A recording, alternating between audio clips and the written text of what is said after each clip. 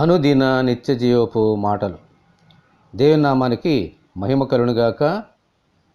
దేవుని వాక్యాన్ని చదువుకుందాము.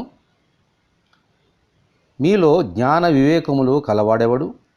వాడు జ్ఞానంతో కూడిన సాత్వికము గలవాడై తన యోగ్య ప్రవర్తన వలన తన క్రియలను కనుపరచవలను. యాకోబు రాసిన పత్రిక 3వ అధ్యాయము 13వ వచనం. ఈ లోక సంబంధమైన జ్ఞానము ఉన్నది, అలాగే దేవుని సంబంధమైన జ్ఞానము ఉన్నది.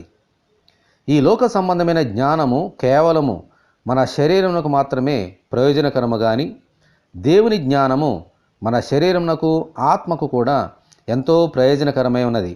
హల్లెలూయా. ఈ జ్ఞానమునకు మూలము మన ప్రభువు అయిన యేసుక్రీస్తే. అందుకే ఆయన పుట్టినప్పుడు తూర్పు దేశపు జ్ఞానులు వచ్చి మహాజ్ఞాని అయిన యేసు ముందు సాగిలపడి ఆయనను పూజించారు. దేవునికి స్తోత్రము. హల్లెలూయా.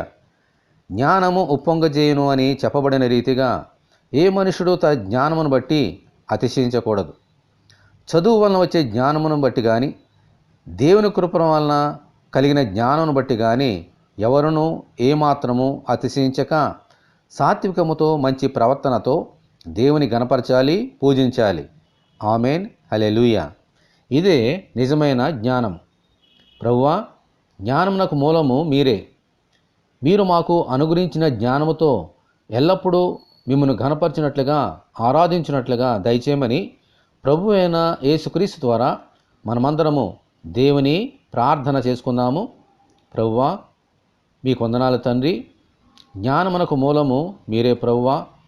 మీ ద్వారానే ప్రతి మనుషులు జ్ఞానము పొందగలుగుతున్నారు.